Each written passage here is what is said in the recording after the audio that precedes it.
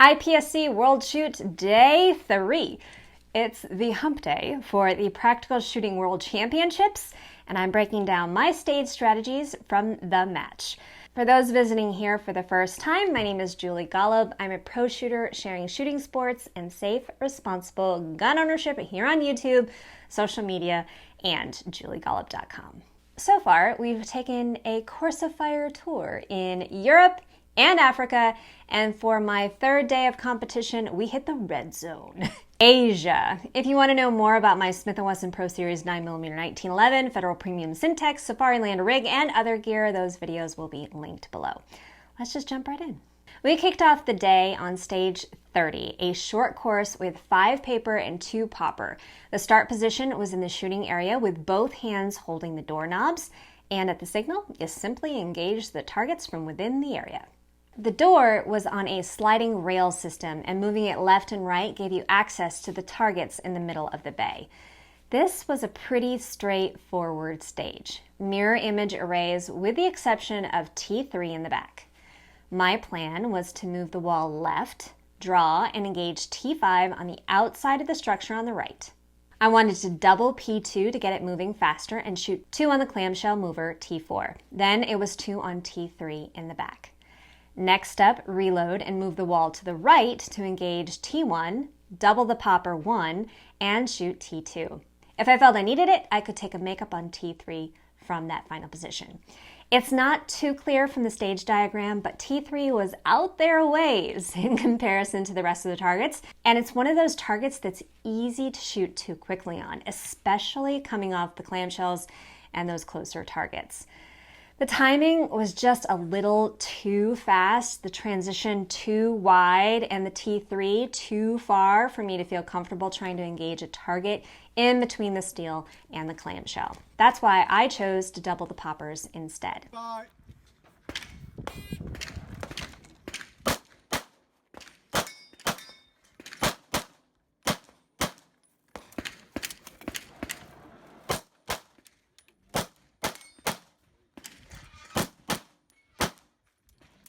If it looks like I was overly cautious with this door, I was. We each had a chance to play with the door in the walkthrough, and it was very easy to move. Too easy, in fact. It wasn't one of those props you could just slam over. It had bumper stops on each end, which meant you needed to take care as to not push it too hard, or it would come back and hit you while you were shooting and close the opening.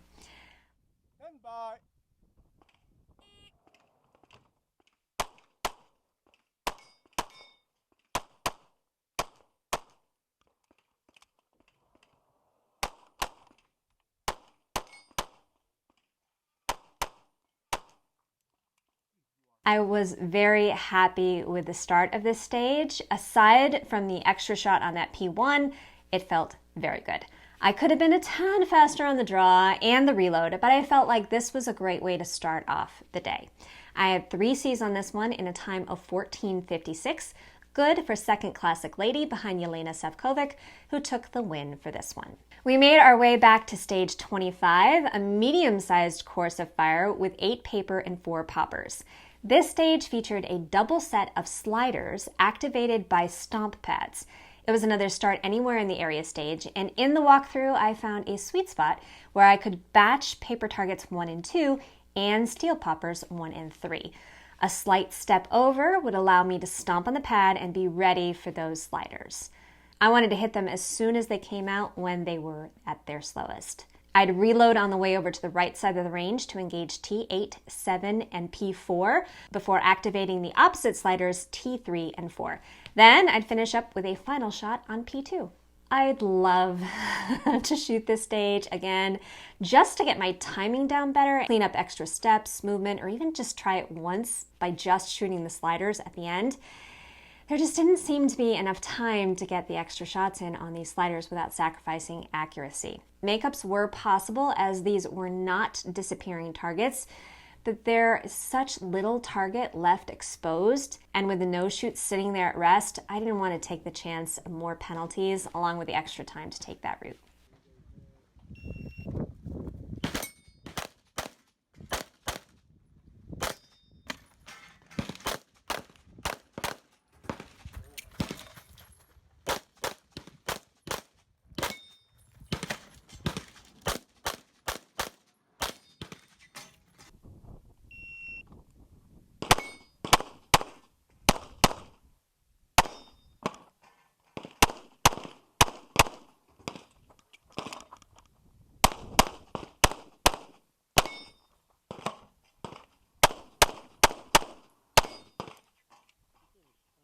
All that said, I panicked a little on these when I didn't need to. Looking through the headcam footage, I had plenty of time to get my hits, but I did rush them. I had 5 C's, a D, and 2 misses. Grace Tamayo took the stage win for this one, with Yelena in second. Both ladies had misses. Despite my being speedy, my second miss bumped me to a 3rd place finish on this stage. On to stage 26, the second short course of the day.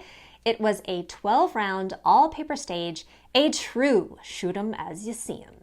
The start was heels touching the fault line. We went from a sliding target stomp fest with steel no-shoots to a very straightforward course of fire. There were a couple of no-shoots to respect in the middle, but other than that, it was just a matter of hitting the draw, getting good hits, and doing a quick mag change. My plan was to take T6 first, and then I'd just sweep right to left for the remaining targets. I'd make my reload after the 2 close targets in the middle with the no-shoots, and here's my run.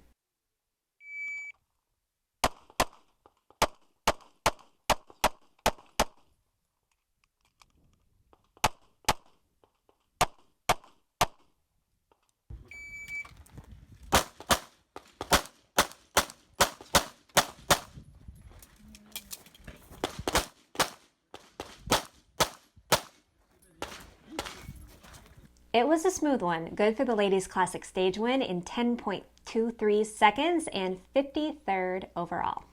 For our next stage, it was the long course of the day. 13 paper, 2 poppers, and 2 mini poppers, and it was a 30-round truly freestyle stage. If you know me by now, you know that I like these. The start position was anywhere inside the shooting area, and at the far end of the walled perimeter, there were 2 windows. Knocking out the wood covering from the windows exposed the targets in the back. This is one of those stages that can get overwhelming quickly, especially with a short walkthrough. It's also one that's rather hard to figure out just by watching others do it. Watching it as an observer, I was feeling a little angst about finding the best plan for me during this walkthrough. My plan was to start at the back on the left in front of T1 and T2. I'd engage them first after the draw and then go hard right to shoot 2 and 3 through the opening on the right. After those 8 rounds, it was a reload and a move up to a sweet spot near the center of the shooting area where I could see T10, 11, 3, and 4.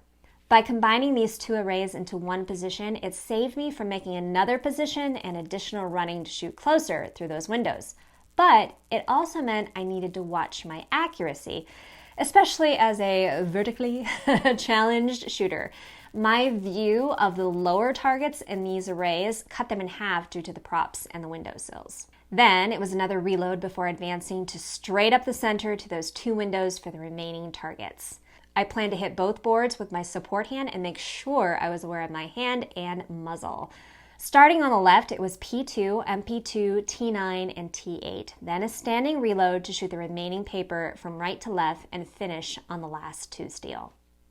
I love this stage. Stages that give competitors freedom to tackle the course in a way that's best for their ability and their gun and gear combo are my faves, officially. This is also one of those rare cases where I felt that doing a flat-footed reload was better than creating a whole new position and adding a little bit more running to the mix.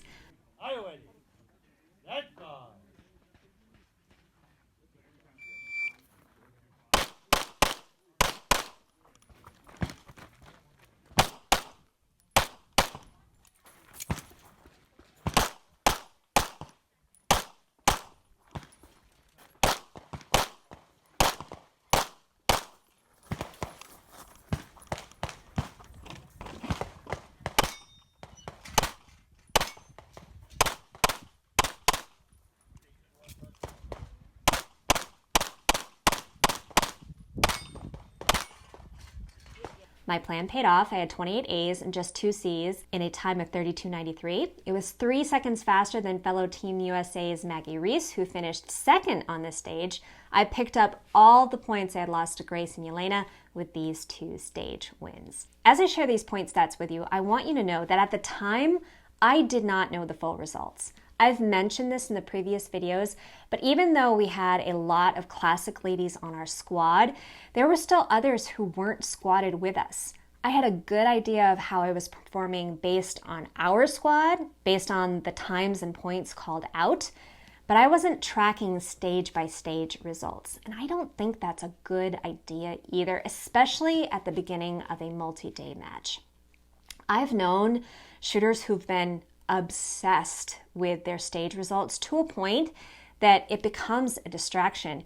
And I think it's hurt them far more than it has helped them. There is a time when knowing exactly where you stand can be helpful, but for me, at this point, I just wanted to give my best on each stage, regardless of what others were doing. 2 more stages to go. We made a stop at stage 28, another short course. This had 2 paper and 5 steel targets. It was a real make or break stage for Classic. You started seated, and after the buzzer, standing up released the activator for the double swinging plate mechanism. The center popper activated 2 bobbers.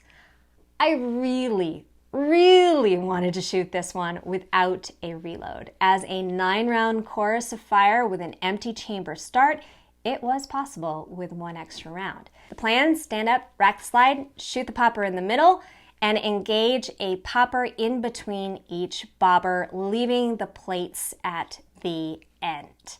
I had 3 rounds for those little guys, and I wanted to make them count. I was juiced after this run. It even garnered a round of applause.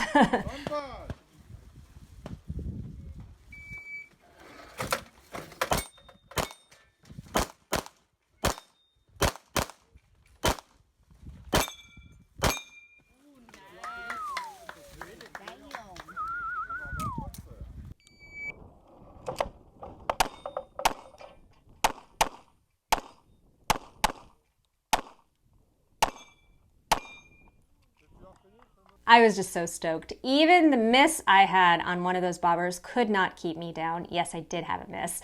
The fastest ladies' time on the stage before my run was 12.74 seconds, and I managed it in 8.93. Playing a little IPSC here. Get it? IPSC. I could have had a hit factor in the high 4s and potentially good enough for a 20th overall placement. Woulda, coulda, shoulda, whatever. I was still happy.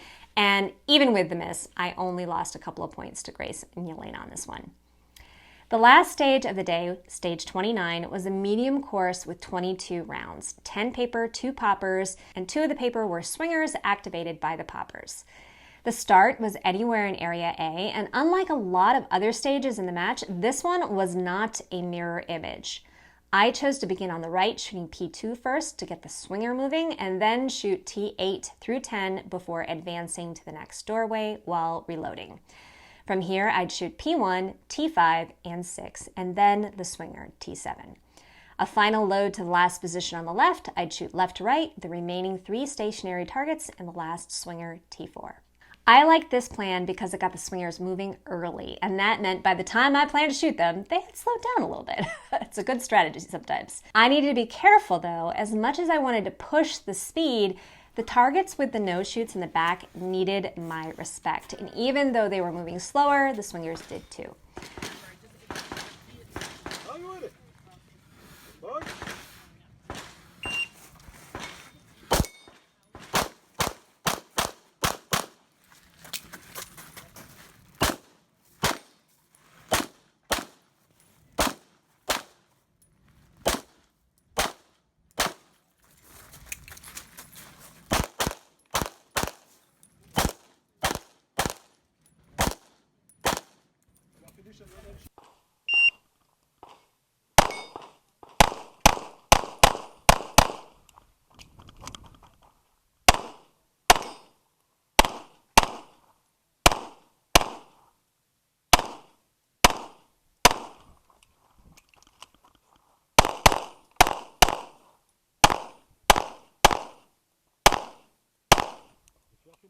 I ended up with a very solid run on this one, a top 25 finish, and a time of 22.82 with 4 Charlies.